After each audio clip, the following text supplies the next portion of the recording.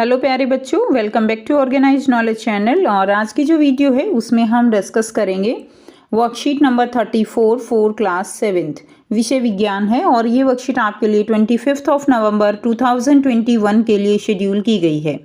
आज की जो वर्कशीट है उसमें हम प्रकाश चैप्टर को रिवाइज करेंगे। जितना हमने अब तक पढ़ा उसी को हम रिवाइज इस वर्कशीट में करेंगे। जो भी इम्पोर्टेंट पॉइंट्स हैं वो सब डिस्कस करेंगे। सो वर्कशीट शुरू करने से पहले प्लीज़ चैनल को सब्सक्राइब कर दीजिए, बेल आइकन को भी प्रेस कर लो ताकि आपको आने वाली वीडियोस की नोटिफिकेशन वो समय से मिल जाए। सो देखिए आज की वर्कशीट में क्या दिया गया है। इस पाठ में अब तक आपने सीखा कि जो प्रकाश है वो हमेशा सीधी रेखा में गमन करता है। प्रकाश कैसी रेखा में गमन करता है? सीधी रेखा में, जिसके लिए हमने एक गतिविधि की थी पाइप के द्वारा। ठीक है, अगर पाइप को मोड़ देते हैं तो हमें मोमबत्ती दिखाई नहीं देती है।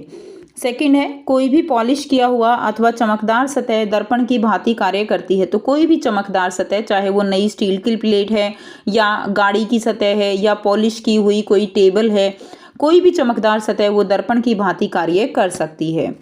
थर्ड दिया गया है, जो प्रतिबिंब पर्दे पर प्राप्त किया जा सके वह वास्तविक प्रतिबिंब कहलाता है और जिस प्रतिबिंब को पर्दे पर प्राप्त नहीं किया जा सके उसे आभासी प्रतिबिंब कहते हैं।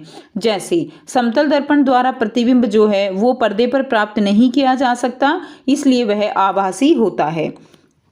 नंबर 5th पॉइंट है, समतल दर्पण द्वारा बना प्रतिबिंब सीधा होता है। तो आप जब अपना चेहरा दर्पण में देखते हो तो जो प्रतिबिंब है वो कैसा बनता है? वो सीधा होता है और आभासी होता है, क्योंकि उसको पर्दे पर प्राप्त नहीं किया जा सकता। तथा बिंब यानी वस्तु के समान आकार का होता है, यानी जितने आकार की वस्तु होती है उतने आकार का प्रतिबिंब होता है। प्रतिबिंब दर्पण के पीछे उतनी ही दूरी पर बनता है जितनी की दर्पण के सामने बिंब की दूरी होती है। तो प्रतिबिंब जो है जितनी दूरी पर आप बिंब उसके दर्पण के सामने खड़े होते हो उतनी ही दूरी पर प्रतिबिंब बनता है। ये गतिविधि आप खुद से भी करके देख सकते हो। जितना आप दर्पण के पास जाओगे आपको लगेगा प्रतिबिंब उतना ही जो है आगे आ रहा है, और जितना आप दूर जाओगे आपको लगेगा प्रतिबिंब भी उतना ही दूर जा रहा है।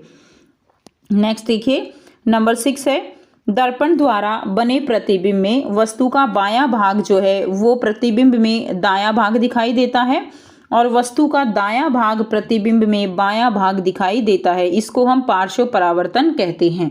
इंपॉर्टेंट है, वस्तु का बायां भाग प्रतिबिंब में दायां दिखाई देगा और दायां भाग वस्तु में जो है वस्तु का प्रतिबिंब में बायां दिखाई देता है। नेक्स्ट पॉइंट नंबर 7 है, अवतल दर्पण वास्तविक तथा उल्टा प्रतिबिंब बना सकता है। जब बिंब को दर्पण के बहुत पास रखा जाता है तो प्रतिबिंब आभासी, सीधा तथा आवर्धित होता है। ठीक है, तो जो बिंब है जब उसको जो हमारे पास अवतल दर्पण है उसके कैसे रखा जाता है? बहुत पास रखते हैं तो प्रतिबिंब सीधा होता है, आवर्धित होता है। अवतल दर्पण वो कुछ इस तरह से होता है, यानी यहाँ पर अगर पॉलिश कर दी जाए तो ये अवतल दर्पण की भांति काम करेगा, और अगर हम यहाँ पर पॉलिश कर देते हैं तो ये वाली जो सरफेस होगी, ठीक है, ये वाली जो सरफेस है बाहर वाली, ये उत्तल दर्पण की तरह काम करती है। आपने चम्मच का एग्जाम्पल भी इसमें पढ़ा था। तो अगर हम इसके पास से चीज़ों को देखते हैं तो हमारी जो चेहरा है, जैसे अगर आप अवतल दर्पण लेकर उसमें पास से अपना चेहरा देखोगे तो वो बहुत बड़ा दिखाई देगा, सीधा दिखाई देगा। लेकिन अगर आप दूर से देखोगे तो वही प्रतिबिंब आपका उल्टा हो जाएगा। चम्मच की सहायता से आप इस चीज़ को समझ सकते हो। नेक्स्ट देखिए, नेक्स्ट है, उत्तल दर्पण द्वारा बना प्रतिबिंब सीधा, आभासी तथा आकार में बिंब से छोटा होता है। तो आपने गाड़ियों के साइड में जो दर्पण लगा हुआ होता है उसमें आपने ज़रूर देखा है बच्चों कि पीछे की गाड़ियां जो हैं वो बहुत छोटी छोटी दिखाई देती हैं, जिससे कि रोड का पूरा व्यू आपको दिखाई दे जाता है। तो उसमें कौन सा दर्पण होता है? उसमें उत्तल दर्पण लगा होता है।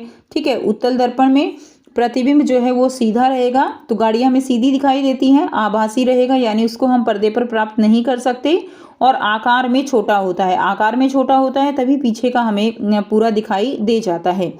ठीक है, तो यहाँ पर आपको चित्र दिया गया है। चित्र में आप ध्यान से देखें तो ये दोनों ही जो है अवतल दर्पण है। इसमें जब हमने बिंब को पास में रखा तो यहाँ पर जो प्रतिबिंब है वो आवर्तित दिखाई दिया है, बड़ा दिखाई देता है। ठीक है, सीधा होता है, आभासी होता है। लेकिन जब हमने इसको दूर रख के देखा तो प्रतिबिंब कैसा हो गया? उल्टा हो गया। ठीक है, और आकार में छोटा हो जाता है। तो यहाँ से आप अवतल जो दर्पण है उसके गुण जो है यहाँ से समझ सकते हो। उसके बाद आपको यहाँ पर एक क्वेश्चन दिया गया है, मैं इसमें प्रश्न क्या है, एक नई स्टील की चम्मच लेनी है आपको और अपने प्रतिबिंब की आंतरिक सतह और बाहरी सतह पर एक एक करके देखने का प्रयास करना है। नीचे दी गई तालिका में अपना अवलोकन नोट करें और इस क्रियाकलाप को गिलास, कटोरी आदि जैसे अन्य बर्तनों की सहायता से करने का प्रयास करें। तो देखिए, आंतरिक सतह और बाहरी सतह, तो स्टील का चम्मच, जब हम स्टील के चम्मच की आंतरिक सतह से देखते हैं, अगर पास से देखते हैं, यहाँ पे हम नियर यानी पास का एग्जाम्पल हम ले रहे हैं, ठीक है। आंतरिक सतह हमें हम पास से देखेंगे, यहाँ पे लिख दे रहे हैं पास से, ठीक है। तो जो प्रतिबिंब है वो हमें बड़ा दिखाई देगा, क्लियर है।